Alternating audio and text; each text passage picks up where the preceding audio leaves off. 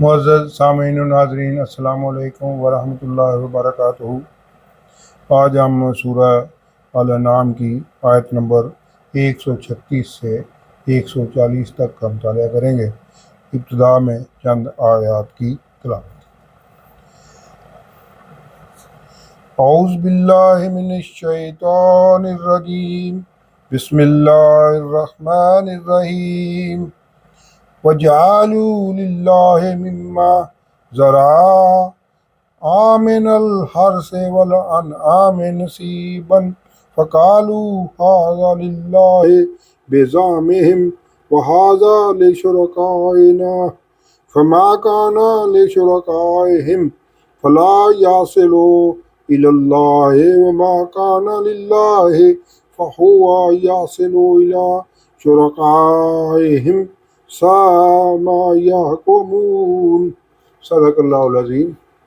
اب آیات نمبر 136 سے 140 تک کا ترجمہ۔ اور یہ لوگ اللہ ہی کی پیدا کی ہوئی چیزوں یعنی کھیتی اور چپایوں میں اللہ کا بھی ایک حصہ مقرر کرتے ہیں اور اپنے خیال باطل میں سے کہتے ہیں کہ یہ حصہ تو اللہ کا ہے اور یہ ہمارے شریکوں کا یعنی بتوں کا، تو جو حصہ ان کے شریکوں کا ہوتا ہے وہ تو اللہ کی طرف نہیں جا سکتا، اور جو حصہ اللہ کا ہوتا ہے وہ ان کے شریکوں کی طرف جا سکتا ہے۔ یہ کیسا برا انصاف ہے۔ اسی طرح بہت سے مشرکوں کو ان کے شریکوں نے ان کے بچوں کو جان سے مار ڈالنا اچھا کر دکھایا ہے تاکہ انہیں ہلاکت میں ڈال دیں اور ان کے دین کو ان پر خلط ملط کر دیں، اور اگر اللہ چاہتا تو وہ ایسا نہ کرتے۔ تو ان کو چھوڑ دو کہ وہ جانے اور ان کا جھوٹ، اور اپنے خیال سے بھی یہ کہتے ہیں کہ یہ چارپائے اور کھیتی منع ہے اس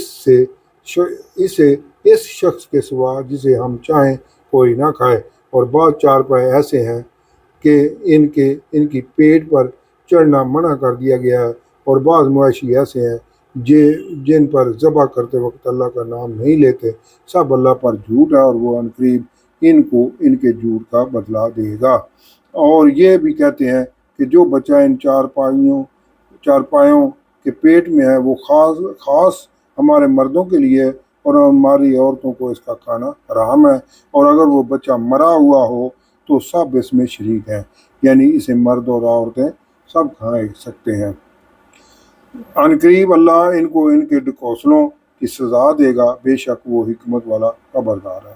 جن لوگوں نے اپنی اولاد کو بے وقوفی سے یعنی بے سمجھی سے قتل کیا اور اللہ پر افطرا کر کے اس کی عطا فرمائی کی ہوئی روزی کو حرام ٹھہرایا، وہ گھاٹے میں پڑ گئے اور وہ بے شک گمراہ ہے اور ہدایت یافتہ نہیں ہے۔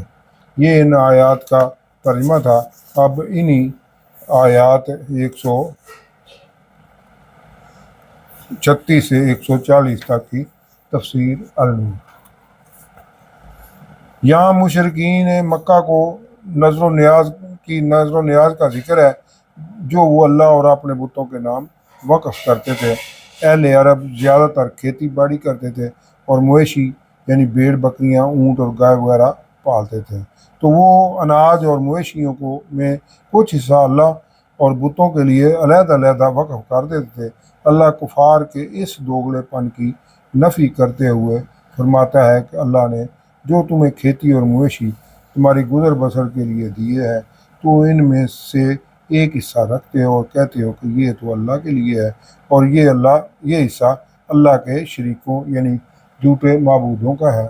جو حصہ انہوں نے اللہ کے شریکوں کے لیے وقف کیا ہے وہ تو اللہ کو نہیں پہنچتا، یعنی غیر اللہ کے نام پر ذبح کیا ہوا جانور کا گوشت اور اناج وہ پہلے ہی حرام کر چکا ہے، اور جو حصہ اللہ کا ہے وہ ان کے شریکوں کو پہنچ جاتا ہے۔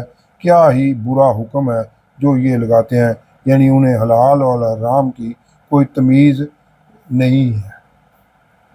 اور بہت سے مشرکین کے لیے ان کے شرکاء یعنی شیاطین نے انہیں اپنی اولاد کا قتل کرنا بڑا کر دیا ہے۔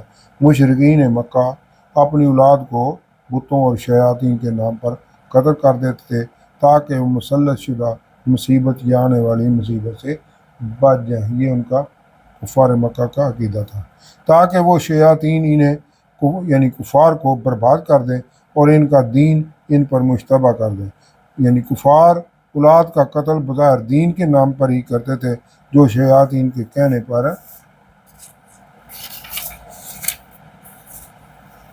اسے اچھا فعل سمجھتے تھے، اور اگر اللہ چاہتا تو وہ ایسا نہ کرتے۔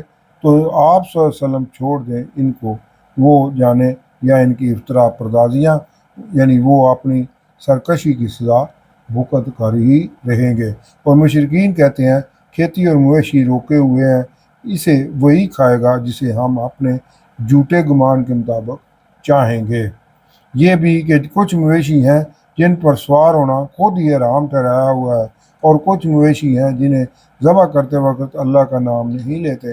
یہ سب ان کی من گڑت باتیں یعنی عقیدے ہیں، بے شک اللہ عنقریب انہیں ان کی مرگت عقیدوں کی سزا دے گا۔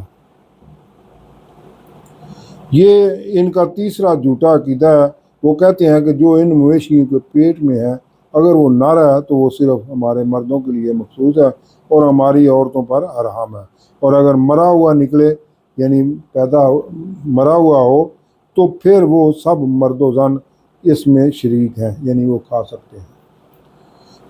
اللہ عنقریب انہیں ان کی ایسی باتوں یعنی عقیدوں کی سزا دے گا، بے شک وہ حکمت والا ہر شے کا علم رکھنے والا ہے۔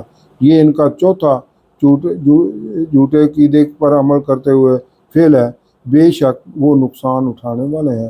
وہ اپنی اولاد کو امکانہ جہالت کی وجہ سے بتوں اور شیاطین کے نام پر قتل کرتے ہیں اور حرام ٹھہراتے ہیں وہ جو اللہ نے انہیں حلال روزی دی ہے، اللہ پر جھوٹ باندھتے ہوئے یعنی اپنے غلط فعل کو اللہ کی طرف منسوب کرتے ہیں کہ اللہ ہی نے انہیں ایسا کرنے کا حکم دیا ہوا ہے، حالانکہ وہ شیطان کے بہکاوے میں۔ بے شک وہ بہک گئے ہیں اور اب ہدایت کا راستہ اختیار کرنے والے نہیں ہیں۔ صدق اللہ العظیم۔